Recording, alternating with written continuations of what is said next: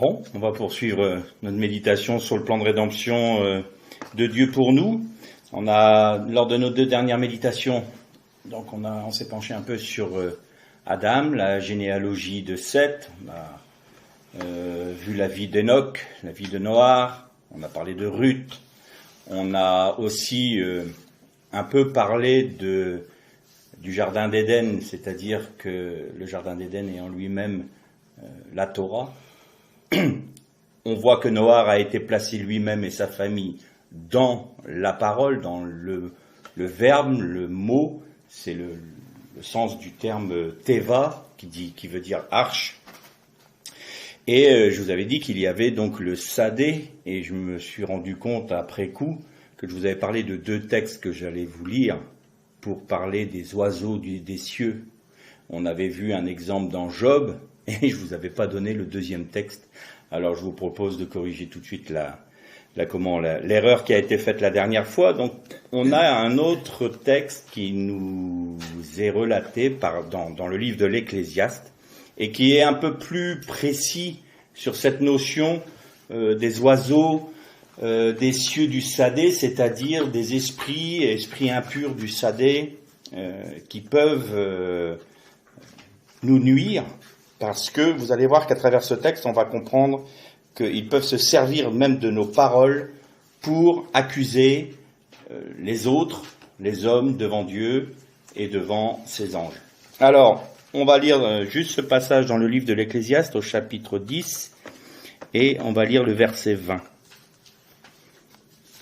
Ecclésiaste 10, verset 20. « Ne maudis pas un roi même dans ta pensée. Dans ta chambre à coucher, ne maudis pas un riche, car l'oiseau du ciel en emporterait l'écho, la jante ailée rapporterait la chose. » Là, vous constatez que l'Ecclésiaste nous dit, inspiré par l'Éternel, ne maudis pas un roi, même en pensée. Donc on voit bien que là, on n'est pas dans le domaine physique. C'est pas les petits oiseaux dans les jardins qui vont rapporter nos pensées quelque part. Là, il nous est parlé de la jante ailée, c'est-à-dire de ce qui est de l'ordre du monde spirituel, du monde des esprits. Et donc, même nos pensées peuvent être utilisées pour accuser. À chaque fois que l'on va maudire une personne, même une personne qui a autorité sur nous, notre président par exemple, ceux qui nous gouvernent, quand on pense de mauvaises choses, quand on dit des mauvaises choses, eh bien les esprits du Sadé les utilisent pour nuire non seulement à la personne, mais à nous-mêmes. Et donc on ne doit jamais jouer avec le monde du Sadé. Donc je rappelle pour que ce soit bien clair, le Sadé il y a deux notions. Sadé veut dire ce qui est à l'extérieur du monde habité, mais peut être traduit aussi par champ. Donc, si on parle du Sadé, les animaux des champs, physiquement, c'est les animaux dans les champs. Il n'y a pas de souci. Mais le côté spirituel, c'est le monde des esprits, mais des esprits impurs. Voilà, je veux que ce soit bien clair parce que on pourrait un peu se méprendre.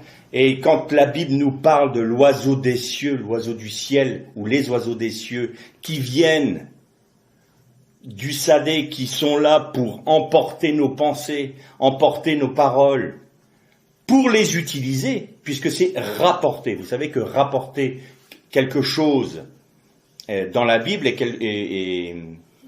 fait partie de la lachonara, c'est-à-dire de la langue mauvaise. C'est une des raisons pour laquelle Cham, on en a parlé la dernière fois, qui avait découvert la nudité de son père, non seulement il l'a fait, voulant ainsi prendre autorité sur ses frères et sur son père, de manière à diriger le nouveau monde, et il a été le rapporter à ses frères.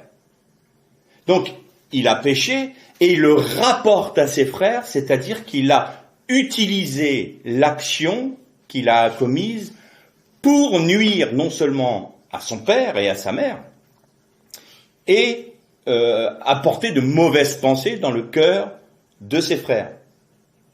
Et c'est la raison pour laquelle le jugement de Dieu prononcé à travers la bouche de Noach était « Tu seras l'esclave de tes frères ». Pourquoi il dit ça? Alors, c'est pas la théorie du fait que parce que Ham, ça serait les Africains noirs et c'est pour ça qu'ils ont été esclaves. Du tout. C'est pas la malédiction. L'esclavagisme n'est pas issu de la malédiction de Noach sur Ham. Ça n'a rien à voir avec ça. Ça, c'est simplement les hommes qui sont méchants, mauvais, pourris et qui ont été chercher des peuples qui étaient beaucoup moins forts qu'eux pour pouvoir les asservir. Ce n'a rien d'autre que l'histoire de l'humanité dans sa déchéance la plus complète. Voilà, l'esclavagisme n'a aucune autre raison que ça. Le péché de l'homme. C'est pas un jugement de Dieu. Mais qu'est-ce qu'il disait là, Noach?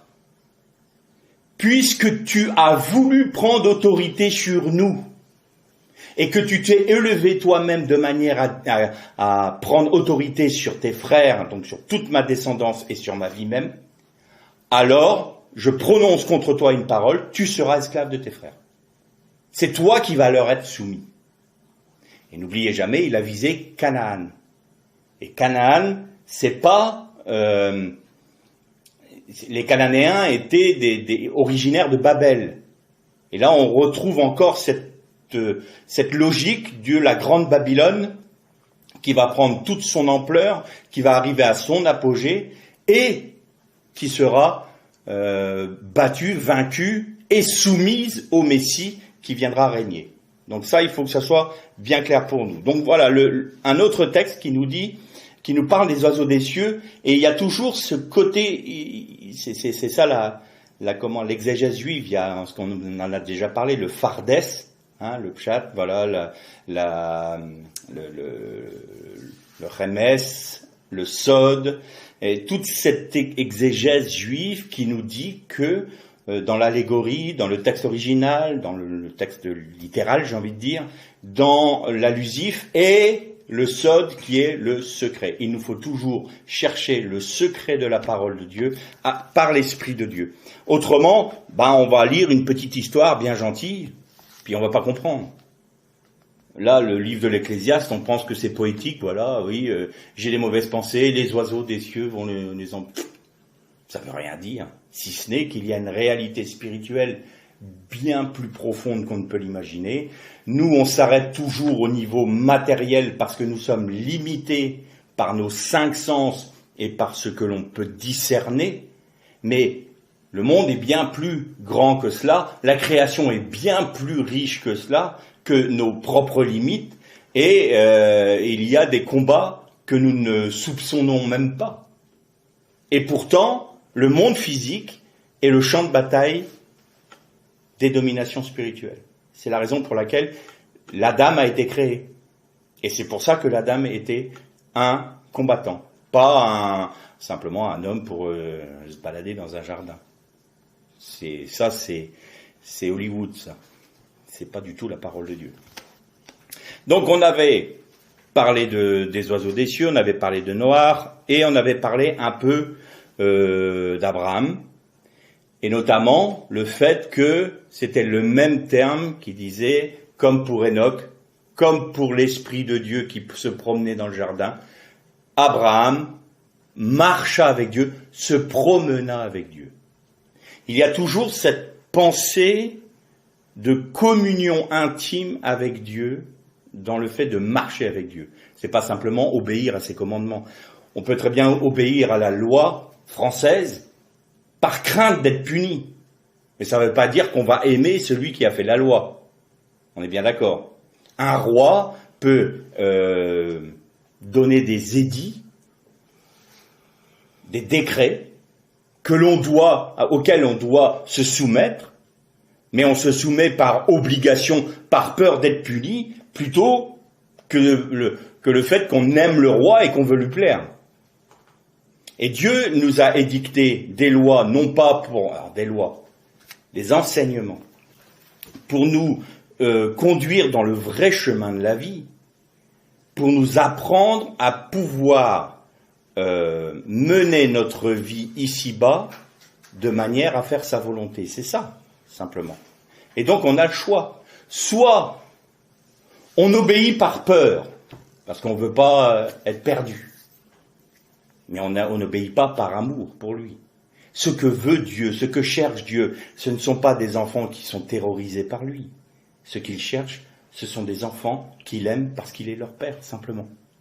Donc avoir une relation intime avec notre Père céleste en Jésus-Christ. Pour poursuivre notre méditation donc sur le plan de rédemption de Dieu pour nous, j'aimerais qu'on fasse une lecture dans le livre de la Genèse au chapitre 12, et on va lire à partir du premier verset. Genèse chapitre 12, verset 1er.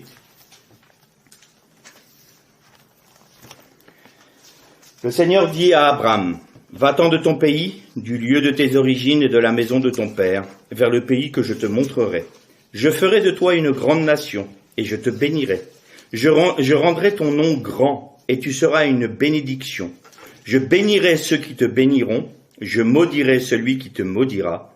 Tous les clans, toutes les nations de la terre seront bénis par toi. » Abraham partit comme le Seigneur le lui avait dit, et Lot partit avec lui.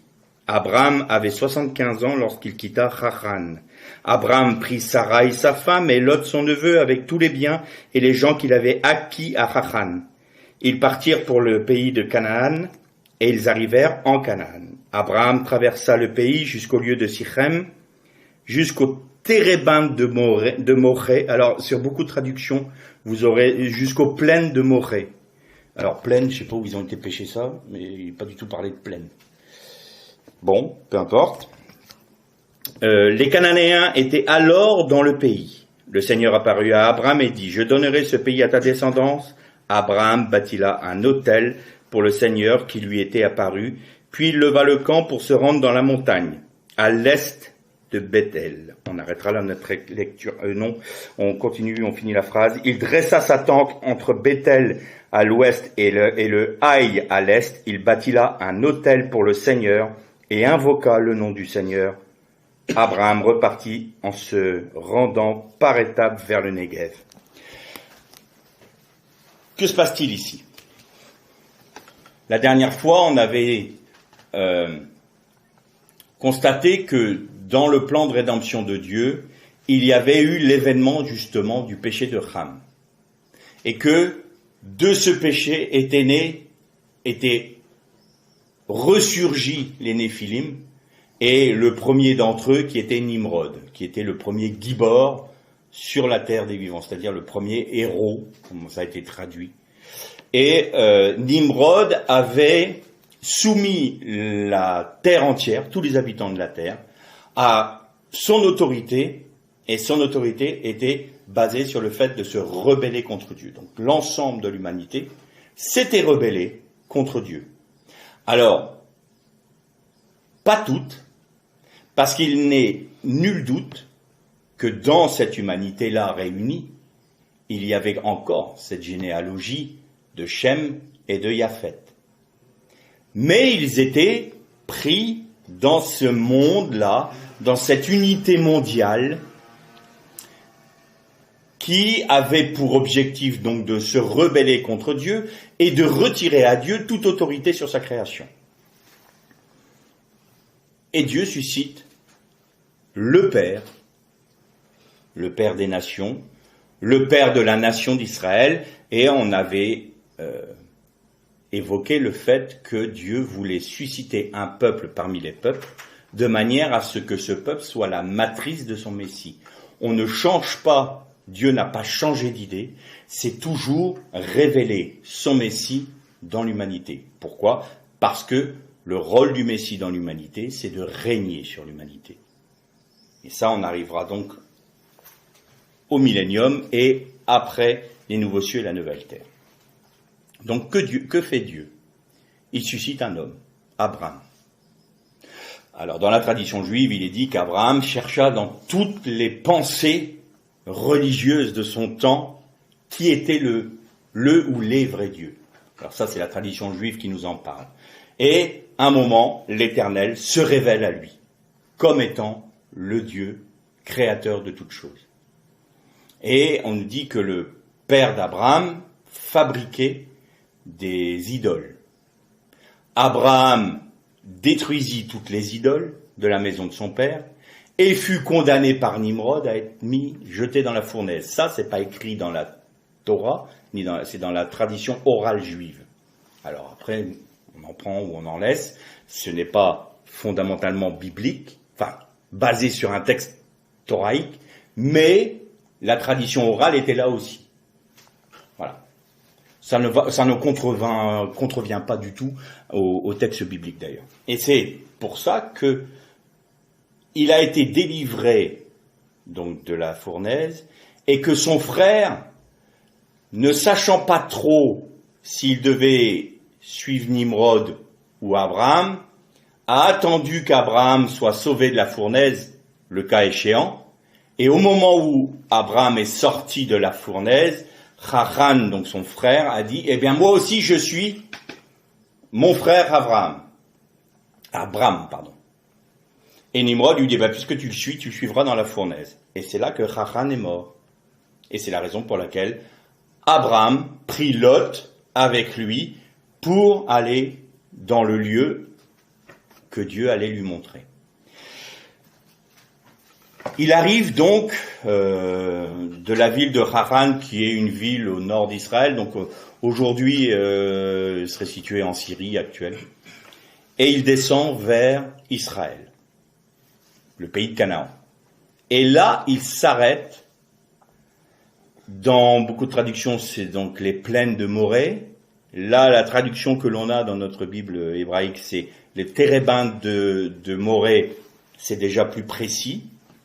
Ou alors, d'autres disent dans la forêt de Morée.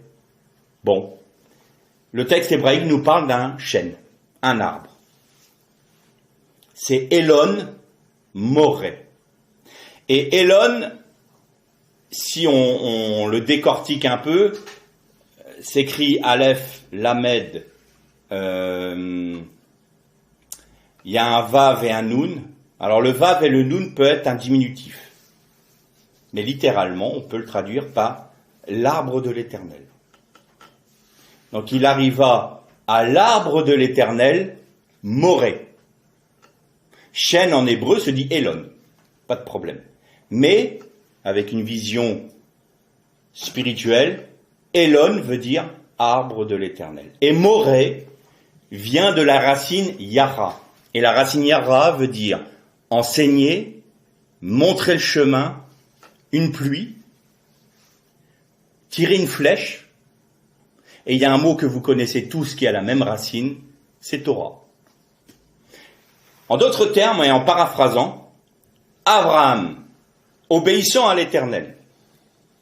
Donc il a eu foi sans qu'il ait aucune certitude, ni garantie que Dieu allait l'amener dans un pays qui serait pour sa descendance, un pays où il serait, où son nom serait grand, où sa descendance serait en bénédiction aux autres peuples.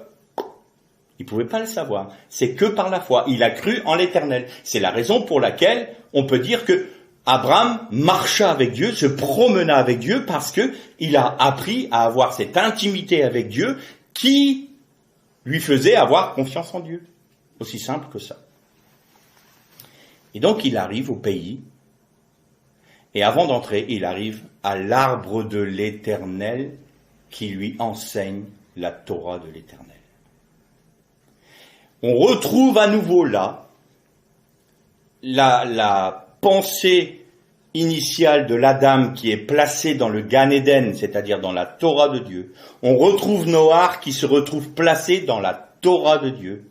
Et là, Abraham arrive à un endroit qui s'appelle l'arbre de l'Éternel, qui te montre mon enseignement, qui te parle de moi. Et tu vas conquérir ce pays. Première chose qu'il fait, donc il arrive au nord du pays d'Israël actuel, du pays de Canaan, et là, il bâtit un autel, à Bethel, maison de l'Éternel. Et vous avez remarqué, il se met où? À l'est de Bethel. Tout comme le jardin d'Éden était à l'est d'Éden. Il revient à l'origine du monde. Il revient faire la réparation encore dans ce monde qui s'est à nouveau détourné de Dieu, qui s'est à nouveau rebellé contre Dieu. Et comme Dieu avait promis en Noar de ne plus détruire l'humanité, et donc le signe de l'arc-en-ciel en étant la démonstration physique aux yeux de l'homme, il notait aussi qu'aujourd'hui, on a détourné l'arc-en-ciel pour en faire le symbole de ce qui est contre la pensée de Dieu. L'humanité se cherche vraiment les ennuis, et elle va les avoir. Mais bon, je ferme la parenthèse là. Il arrive dans ce pays, et donc il est mis à l'est, et retrouve la même signification. Je te place dans ma Torah à l'est d'Éden. Je te replace là où j'avais placé mon Adam. Et Abraham, qu'est-ce qu'il fait? Il monte un autel et il invoque le nom de l'Éternel. Là, qu'est-ce qui se passe? Il ne décide pas lui-même. Vous savez que la bénédiction, on en avait déjà parlé, quand il est dit que l'Éternel bénit Adam. C'est Bahar, et Bahar a aussi cette notion de s'agenouiller pour invoquer Dieu. Vous vous souvenez, on en a déjà parlé de ça. La première bénédiction que tout enseignant de la Bible vont dire pour l'homme, ils vont vous parler de croissez et multipliez. Mais c'est pas la première bénédiction. Dans le mot bénédiction même, il y a cette notion, je te donne la capacité de t'agenouiller et de m'invoquer et de m'adorer. Et qu'est-ce qu'a fait Adam? Eh ben, il a mangé du fruit de l'arbre qu'il ne devait pas. Il ne s'est pas incliné devant l'Éternel pour faire la volonté de Dieu. Et là, Abraham, dans ce jardin d'Éden retrouvé, il fait exactement à l'inverse de ce qu'a fait Adam. Il bâtit un autel et s'agenouille pour invoquer le nom de l'Éternel. Je revendique pour toi cette terre, ô Éternel, parce que je t'invoque. Je te loue et je te reconnais comme étant le seul Dieu. Je te reconnais comme étant le maître de l'univers. Il est à l'opposé de sa génération qui est dirigée par Nimrod. Là maintenant, il y a une séparation d'un peuple parmi les peuples. Pourquoi? Parce que Abraham porte dans ses reins tout Israël. Plus que ça. Et tous ceux qui seront rattachés à Israël. Il y a un passage intéressant et on l'emploie souvent pour dire qu'il faut se reconnaître Israël comme le peuple de l'Éternel et qu'on est rattaché à lui. On l'emploie très souvent ce texte, c'est « Je bénirai ceux qui te béniront et je maudirai ceux qui te maudiront ». Il y a deux mots. Alors, je vous ai déjà parlé du mot kalal, et kalal veut dire diminuer. C'est une malédiction qui tend à nous alléger. Vous vous souvenez de ça? On est allégé devant Dieu. Léger, léger, tu as été trouvé. Donc ça, c'est une malédiction. Tous ceux qui vont te maudire, c'est-à-dire c'est le terme kalal qui est employé là. Tous ceux qui vont essayer de te diminuer, toi, le peuple d'Israël. Tous ceux qui vont essayer de te dénigrer, tous ceux qui vont essayer de faire en sorte que ma bénédiction que j'ai prononcée sur ta vie soit allégée. Et ça, c'est le péché de qui? De Bilam, Balaam. Qu'est-ce qu'il a fait? Il ne pouvait pas maudire le peuple. Maudire, mais dans un autre terme. C'est le terme harar. Et là, on va en parler tout de suite. Là, il nous est parlé du péché de Bilam qui a dit à Balak, je ne peux pas le maudire, mais envoie des prostituées afin que le peuple se charge d'un péché devant Dieu, alors ils seront allégés de la gloire de Dieu. Tu vas en enlever puisqu'ils vont désobéir, et ça c'est une malédiction détournée, j'ai envie de dire. Ils l'ont dénigré. Et c'est ça que ça veut dire. Dénigrer au peuple d'Israël son droit, son héritage, refuser à Israël son héritage, c'est-à-dire sa terre, son existence, c'est alléger Israël de la bénédiction et de la gloire de Dieu. Eh bien, qu'est-ce que dit Dieu pour tous ceux qui vont alléger de la sorte Israël? Je les harar. Et harar, c'est une malédiction aussi, mais qui a pour connotation, je les détruirai, je les anéantirai. Là, ce n'est plus simplement je les allège, c'est je les élimine. Il y a une destruction de celui qui portera atteinte à toi, de la part de l'Éternel. Maintenant, que chacun se place devant le Seigneur et voit si il faut toujours taper sur Israël et sur le peuple d'Israël, parce que je rappelle une chose aux chrétiens, c'est que quand le Seigneur nous dit par l'apôtre Paul, quand on prend la Sainte Seine, que celui qui ne reconnaît pas le corps du Christ se charge d'une malédiction sur lui-même. Qu'est-ce que ça veut dire? C'est quoi le corps du Christ? C'est Israël.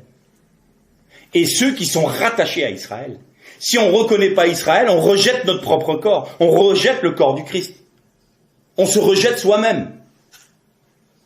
Et on prend un jugement contre nous-mêmes. Le corps du Christ, ça va jusque-là. C'est-à-dire, ça parle de tout le plan de rédemption de l'Éternel, qui est réuni en Christ. Nier à Israël son droit d'aînesse, nier à Israël son héritage, nier à Israël la bénédiction qui lui a été donnée en son père Abraham, c'est nier que toutes les promesses de Dieu pour la rédemption de l'humanité sont réunies en Christ. C'est ne pas discerner le corps du Christ. Et donc, c'est prendre un jugement contre soi-même. Alors, essayons d'être un peu plus prudents dans nos milieux évangéliques. Et plus largement encore. Vous voyez que la bénédiction de Dieu sur Israël va s'étendre plus loin. Parce que Abraham, et ça c'est très intéressant, c'est un de mes professeurs de Torah qui nous a enseigné ça, et il disait, vous savez qu'Abraham était un immigré. Notre père, parce qu'il est juif évidemment, ce professeur-là, il dit notre père c'était un immigré. Premier immigré d'Israël, j'ai envie de dire, qu'il fait.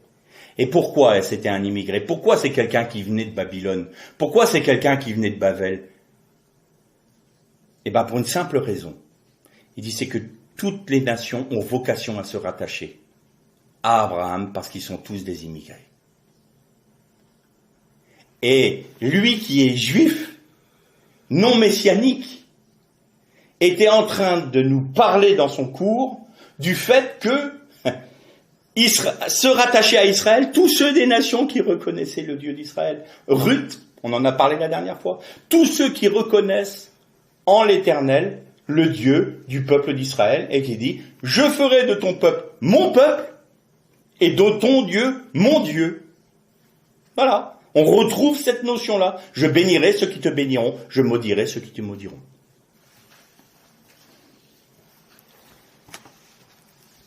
Abraham a une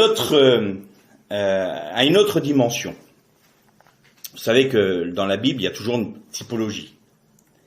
Et Abraham est celui qui va donner naissance à Yitzhak.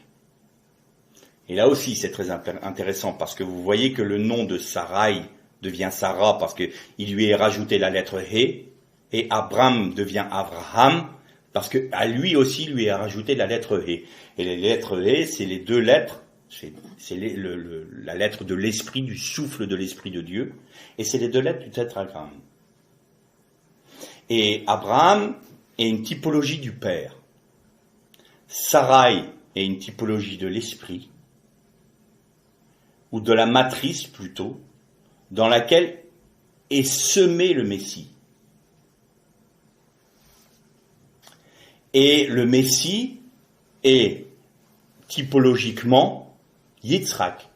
Parce que Yitzhak va se charger lui-même du bois le jour où ils monteront vers Moria pour être sacrifiés. Et il mit le bois sur les épaules. Alors nous on a traduit de l'enfant, enfin Yitzhak avait 37 ans à ce moment-là, hein, donc c'était plus un enfant, et il mit le bois sur les épaules de Yitzhak. Et ils montèrent côte à côte. Et là on retrouve cette notion de communion. Ils marchèrent ensemble. Le père et le fils marchant ensemble. Et le fils savait très bien qu'il allait être sacrifié. Pourquoi ? Parce qu'il demande, Père, nous avons le feu, nous avons le bois. Où se trouve l'agneau du sacrifice ? Dieu pourvoira, mon fils.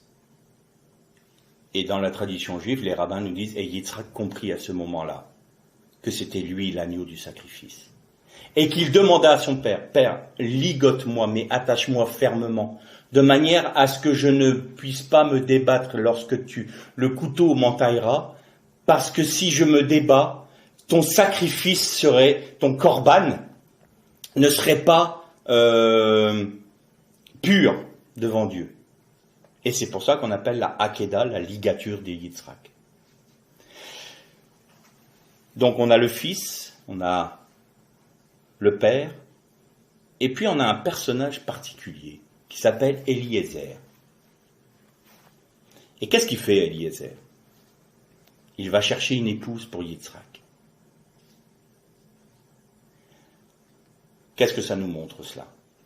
Il y a la Hakeda, donc le moment où Yitzhak devait être offert en sacrifice. Bien sûr, dans le texte hébraïque, il est dit qu'il y eut un Aïl, c'est-à-dire un bélier en compensation, et dans le texte hébraïque, on a en attendant l'autre, un autre. C'est explicite, hein, en attendant véritablement le sacrifice du Mashiach. Et Eliezer, c'est le Saint-Esprit qui fait quoi ? Qui va chercher une épouse pour Yitzhak. Eh bien, nous retrouvons là la notion de la Pentecôte, de Shavuot. Donc Shavuot, la première Pentecôte, c'était le don de la Torah au mont Sinaï. Et nous, la Pentecôte, c'est le don de la Torah dans nos cœurs par le Saint-Esprit qui nous est donné. C'est ça réellement. La véritable Pentecôte, c'est la Torah de l'Éternel gravée sur les tables de nos cœurs par la puissance du Saint-Esprit qui repose sur nous et qui vient faire sa demeure en nous. Donc l'esprit du Mashiach qui vient en nous habiter dans notre esprit.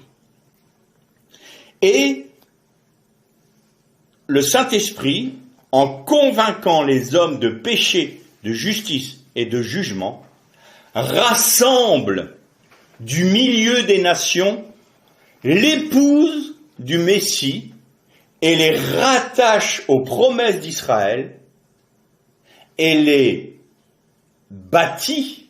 Le Saint-Esprit, c'est toujours... Alors déjà, le Saint-Esprit en hébreu, c'est féminin. La Ruach HaKodesh est féminin. Et c'est la notion de Bina, de sagesse. Et Dieu met la pensée du Messie dans la Bina.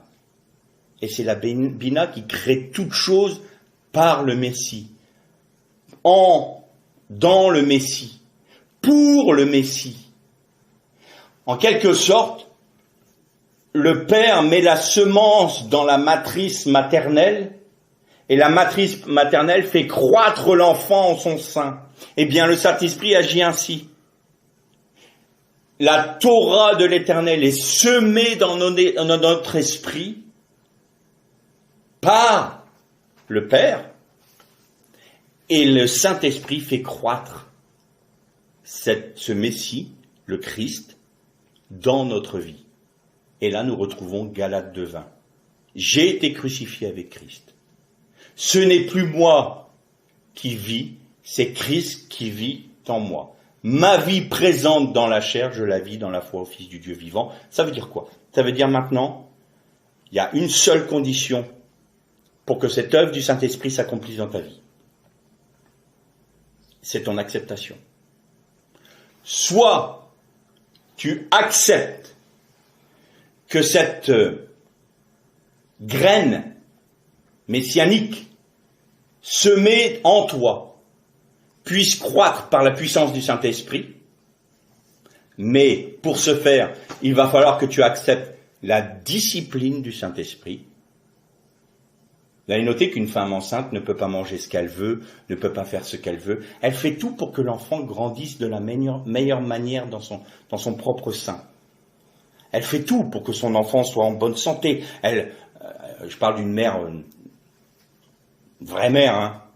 Aujourd'hui, on pourrait dire, voilà, une femme qui fumait avant, elle va s'arrêter de fumer. Non, ça va empoisonner mon bébé. Elle buvait de l'alcool. Non, je peux pas boire d'alcool parce que ça va nuire à mon bébé. Je vais pas manger telle nourriture parce que je peux avoir un problème et ça va nuire à mon bébé. Elle fait tout. Elle se prive. Bon, qu'elle se prive de tabac et d'alcool, c'est pas un problème. Mais il y a un moment des aliments légitimes. Elle se prive pour que l'enfant puisse croître normalement et qu'il n'y ait pas de soucis de santé. Eh bien, nous, c'est de la même chose. Alors, évidemment qu'il faut rejeter ce qui va nuire à notre vie spirituelle. Le tabac et l'alcool, c'est des péchés, c'est l'amertume, c'est tout ce qui va mettre en avant notre nature charnelle. Bien sûr qu'on va rejeter ça. Mais même parfois des désirs légitimes. Dire, Seigneur, non, je m'en sépare pour toi. Parce que ce qui m'intéresse, ce n'est pas d'avoir une vie selon mon cœur ici-bas, c'est de laisser le Saint-Esprit agir dans ma vie de manière à ce que le Messie puisse s'épanouir pleinement en moi. C'est ça mon objectif, parce que je sais que c'est ça ta volonté, et je veux faire ta volonté, non pas la mienne, mais la tienne.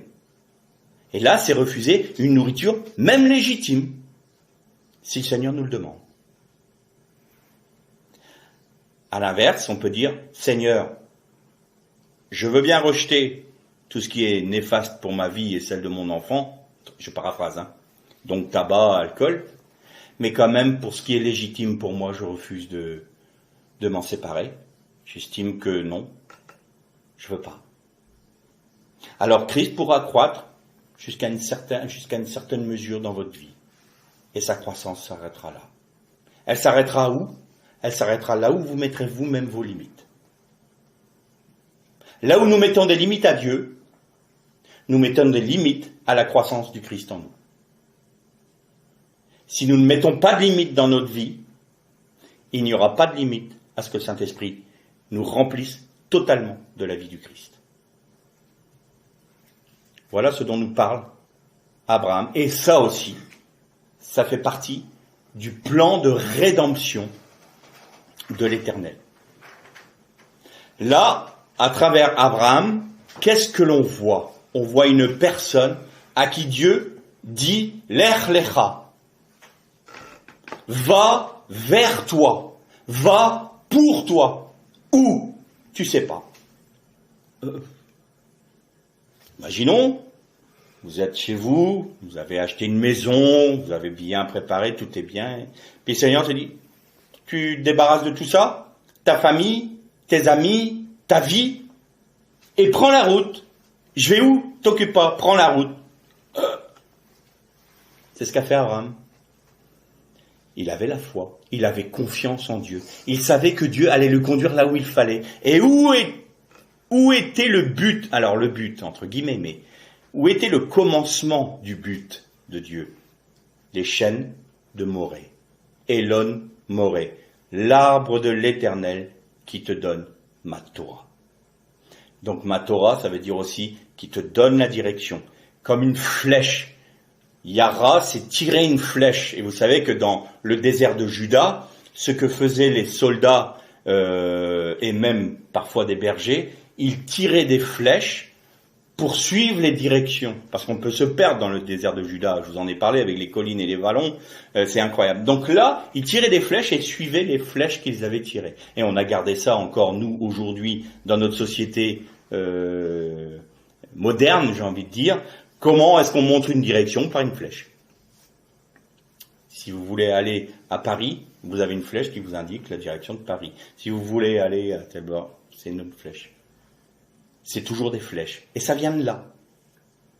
Donc il tirait une flèche, et la Torah veut dire tirer une flèche pour montrer la direction, pour montrer le but. Et péché, ça veut dire quoi? Ça veut dire la flèche qui manque le but.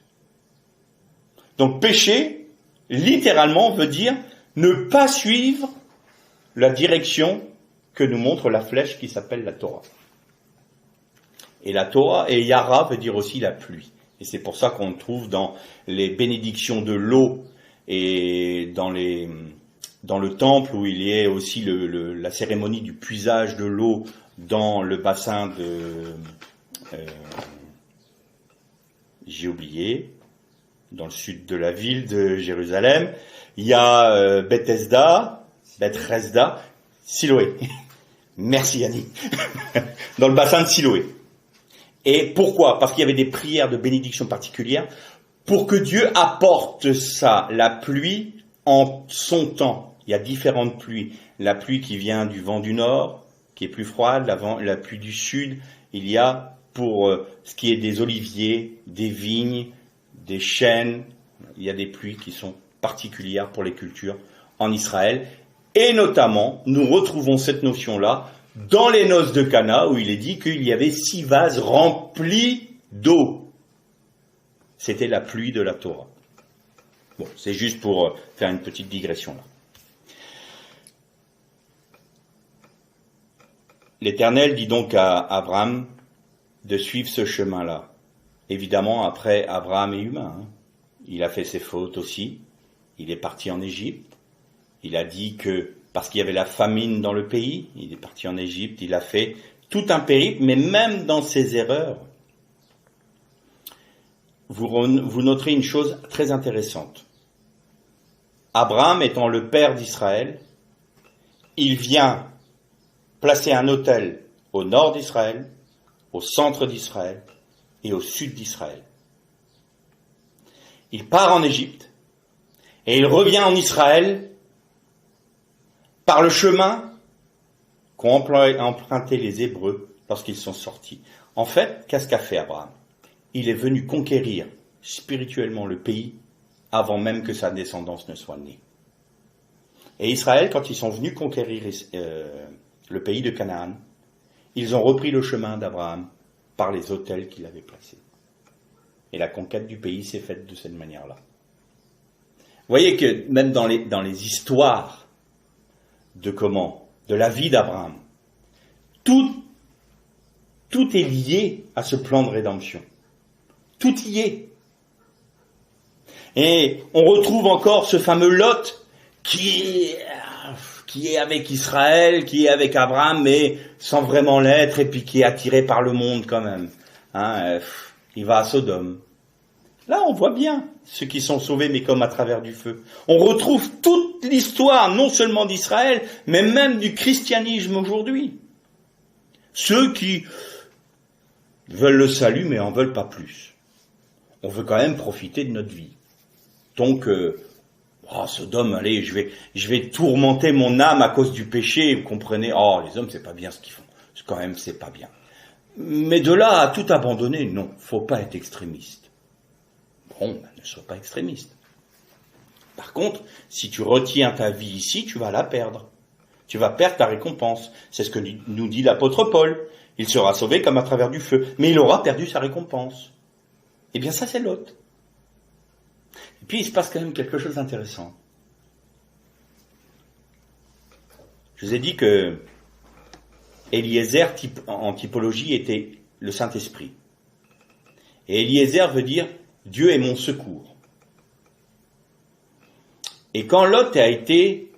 il a risqué sa vie spirituelle, on va paraphraser, lorsqu'il a été soumis avec les autres habitants de Sodome et de Gomorrhe à des rois qui étaient venus pour s'emparer de Sodome, s'emparer de Gomorrhe, de ses habitants et de ses richesses, eh bien Lot a été déporté avec eux.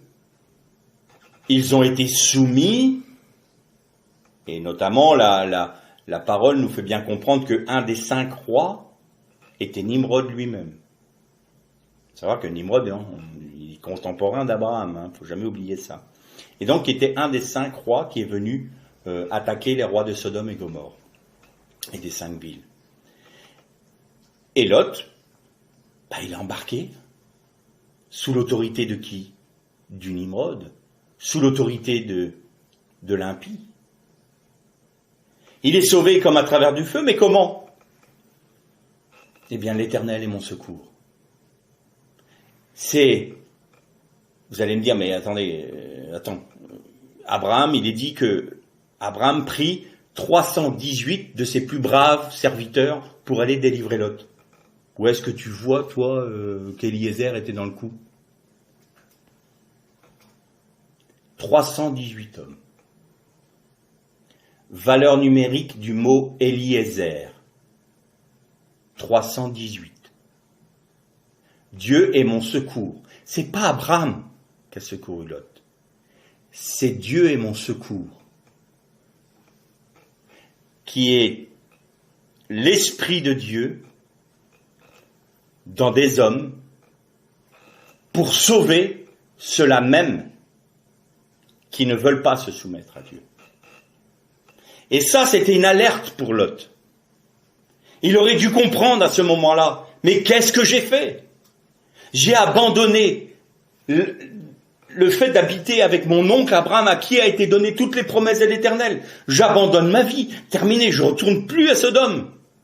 Parce que je suis soumis au même jugement. Non, j'y retourne plus. Il aurait dû se dire ça. Non, il y retourne. L'Éternel le secourt malgré tout, mais il retourne dans sa vie de « je ne veux pas que tu prennes toute la place dans ma vie, Seigneur. Non, je ne veux pas que Christ croisse pleinement en moi, je veux garder mes droits légitimes. J'ai des droits. Et j'estime pas avoir plus de devoirs envers toi, ô Éternel. » Ah bon? T'as pas de devoir envers celui qui t'a donné la vie, qui te donne ce dont tu as besoin dans ta vie? Est-ce qu'on bénit Dieu pour quand on boit un verre d'eau? Est-ce qu'on bénit Dieu quand on se nourrit? Non, là encore, on quémande. Seigneur, bénis mon repas. Mais non, merci pour mon repas. Merci parce que tu as fait croître le légume que je mange. Merci parce que tu as fait grandir l'animal dont je me nourris. Merci parce que l'eau qui coule provient de toi. Parce que si tu ne me donnais pas ce dont j'ai besoin chaque jour, je mourrais. On devrait le louer, le remercier tout le temps, pas lui demander encore de bénir. Alors évidemment, dans notre culture, bénis Seigneur ce repas. Alors je comprends, je suis pas en train de mettre l'anathème sur ceux qui disent Seigneur bénis ce repas. Il faut bien me comprendre. Mais c'est pour ça que si vous voulez le dire, dites-le, c'est pas un souci. Mais d'abord, merci Seigneur. Merci parce que je peux manger. Merci parce que je peux me vêtir. Merci parce que je peux me déplacer. Merci parce qu'aujourd'hui, je peux encore parler de toi librement. Merci Seigneur parce que j'ai un toit sur ma tête. Il y en a combien qui n'en ont pas? Merci Seigneur parce que tu pourvois mes besoins. Seigneur, je ne peux que te louer. Non, moi j'ai des droits légitimes. Seigneur, je veux ça. Seigneur, j'exige ça. Seigneur, je te demande ça. Et quand le Seigneur dit, je voudrais faire un bout de chemin avec toi pour qu'on se promène. J'ai pas le temps, Seigneur, je dois m'occuper de mes affaires. Moi, je suis aux portes de la ville, à Sodome. On est en train de gérer la situation actuelle économique. Tu comprends, Seigneur, il faut bien que je gagne ma vie, voilà. Donc, moi, je m'occupe d'abord de mes affaires. Et puis, si j'ai un peu de temps, je dirai un chapitre ce soir de ta Bible, et puis je réciterai 3 patères. Bon. Ça, c'est pas se promener avec Dieu. Et donc, Lot, il fait ça. Quand j'aurai un peu de temps, mais je vais tourmenter mon âme. Parce que moi, puis il faut bien évangéliser Sodome. Bien sûr. On va évangéliser Sodome. Et là, deuxième méga grosse alerte. Mais là, il n'y a plus de discussion possible. Dieu vient pour détruire Sodome, Gomorrhe et toutes les villes de la vallée de Sodome. Et qu'est-ce que fait Abraham? Il intercède. S'il y a 100 justes, tu ne vas pas détruire la ville. S'il y a 100 justes, je ne détruirai pas la ville. Et là, Abraham comprend que il n'y a pas 100 justes. Je fais une petite parenthèse. Lot est parti en se fâchant avec son oncle, parce qu'il n'y avait pas assez de nourriture pour ses troupeaux. Abraham intercède pour lui. Abraham se place devant Dieu pour que celui qui lui a tourné le dos, qui lui a apporté du trouble, qui lui a nui, soit délivré du jugement de Dieu. Je ferme la parenthèse et je poursuis. S'il y a 50 justes, Seigneur, 50, je ne détruis pas la ville. 10, je ne détruirai pas la ville pour 10. Et là, Abraham n'a pas osé aller jusque. S'il reste juste mon neveu, est-ce que tu détruiras la ville? Et Abraham s'arrête là et il dit, il n'y a pas 10 justes. Dans toute cette population, il n'y en a pas 10. Et comme disait notre cher frère Jean-Marc Taubois, il n'y en avait qu'un et en sale état. Mais il était juste. Et il y a une phrase magnifique. Le jugement va arriver. Et l'Éternel dit ceci, et l'Éternel se souvint d'Abraham. Et il alla sauver Lot. Il n'est pas dit, il se souvint de Lot. Il se souvint d'Abraham. Alors il envoya ses anges, ses envoyés. Malach en hébreu, c'est un envoyé. Si j'envoie quelqu'un faire une course, j'envoie un ange. Littéralement. Après, il y a les anges de l'Éternel, mais nous, on voit ça, des êtres avec des ailes. Bon, oui, c'est les envoyés de Dieu. Et il envoie ses anges pour sauver Lot. Et tous ceux qui voudront bien se raccrocher à ce sauvetage plus que périlleux, parce que Lot, il traîne la patte quand même. Ah, ouais, mais quitter Sodome, moi je m'y suis habitué, j'avais toute ma vie là. Moi je peux pas vivre en dehors d'une ville. Je veux bien la toute petite ville qui est là, elle est toute petite. Et je veux avoir quand même un peu de confort de Sodome. Alors ça sera pas Sodome, d'accord, je comprends, mais un petit peu quand même. La femme, elle n'a pas réussi. Alors évidemment, je dis souvent, on juge Madame Lot très sévèrement en disant oui, elle a tourné en arrière, mais toute sa vie était là-bas, ses enfants étaient là-bas, ses petits-enfants peut-être aussi.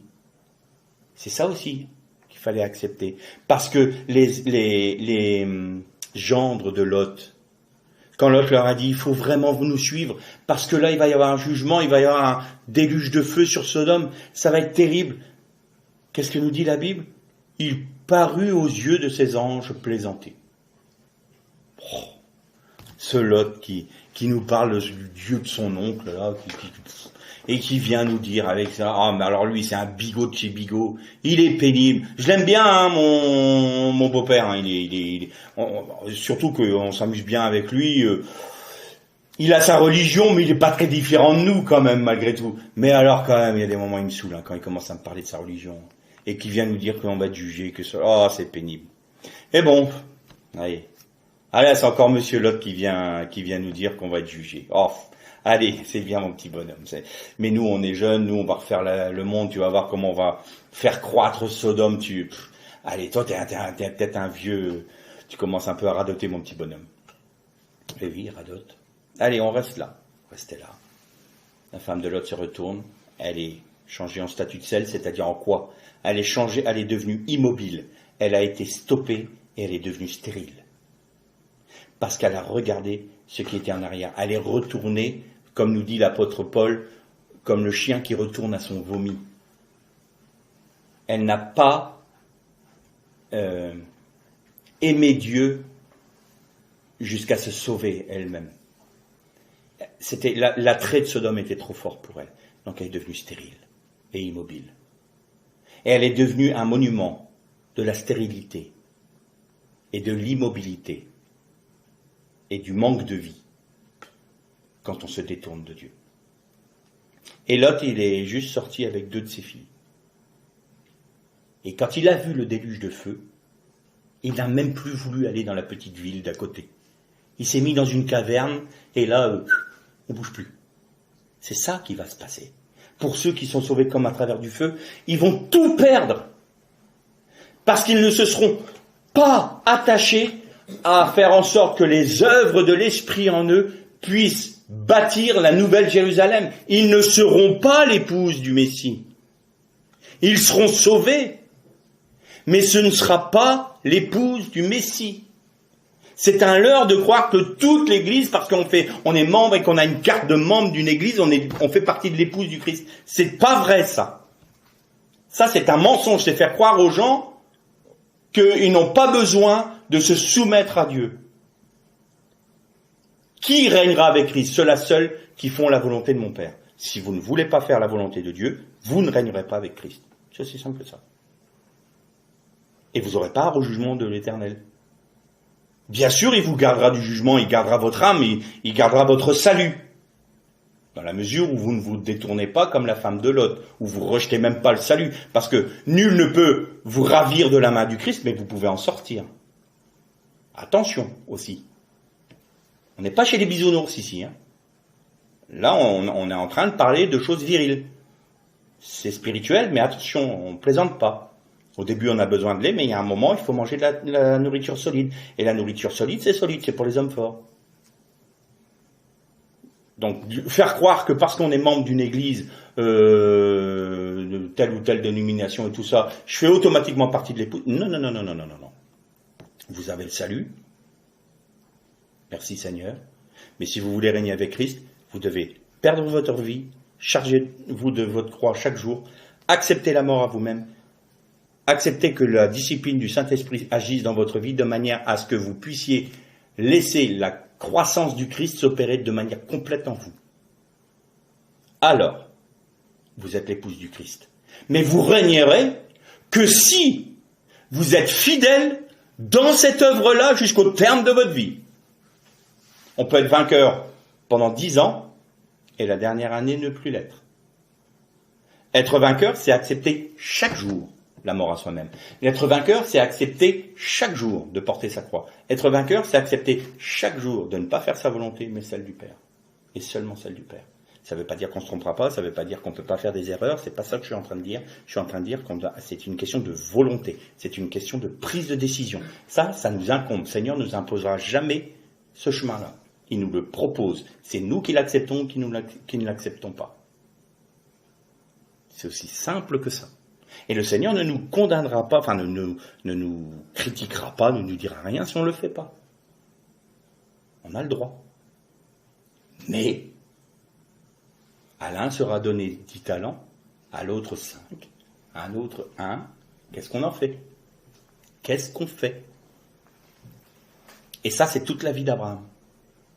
Et donc l'Éternel se souvint d'Abraham et alla sauver Lot. Et beaucoup sont sauvés. Même parmi nos frères qui ne veulent même pas s'occuper de ce que Dieu a à faire dans leur vie, simplement parce qu'il y a des vainqueurs au milieu de toutes les églises. Je vous ramène aux méditations qu'on a eues sur où se trouve l'épouse du Christ. On a parlé des 7 églises d'Asie. Eh bien, dans les 7 églises d'Asie, il y avait les vainqueurs. Et les vainqueurs ne sont pas là pour être des héros. Ils ne sont pas là pour être les super chrétiens spirituels, les super dirigeants. Non. Ils sont là pour une seule raison parmi leurs frères. Leur apporter la bénédiction qui vient des chênes de Mamré. Là, c'est plus le chêne de Morée, c'est au chêne de Mamré. Il s'est installé là, dans le centre du pays, où il pouvait voir toute la vallée, les montagnes de Moab, il pouvait voir tout cela. Parce qu'il était en train de conquérir le pays pour sa descendance, même pas pour lui. Parce que je vous le dis souvent, Abraham n'a pas eu d'héritage de son vivant. Le seul héritage matériel et terrestre qu'il a eu, c'est le tombeau d'Hébron, là où il avait enterré Sarah, et là où il fut mis à terre lui-même. C'est le seul héritage qu'il a eu dans le pays. Mais il a cru en son Dieu. Il a cru. Et si nous croyons, si nous faisons confiance en l'Éternel, si nous acceptons ce chemin qui est exigeant, il est exigeant, eh bien nous rentrons pleinement dans le plan de rédemption de l'Éternel. et en rentrant pleinement dans son plan de rédemption, nous faisons nôtre toute promesse qui a été donnée à Abraham, notre père spirituel. Parce qu'il était immigré, nous sommes nous-mêmes immigrés en Israël, même si nous n'y vivons pas. Nous sommes rattachés aux promesses d'Israël. Et nous pouvons faire pour nous toutes les promesses de l'Éternel, nous pouvons les faire nôtres. Mais plus que ça, je bénirai celui qui te bénira. Je maudirai, j'anéantirai celui qui te diminuera à mes yeux, qui te dénigrera à mes yeux.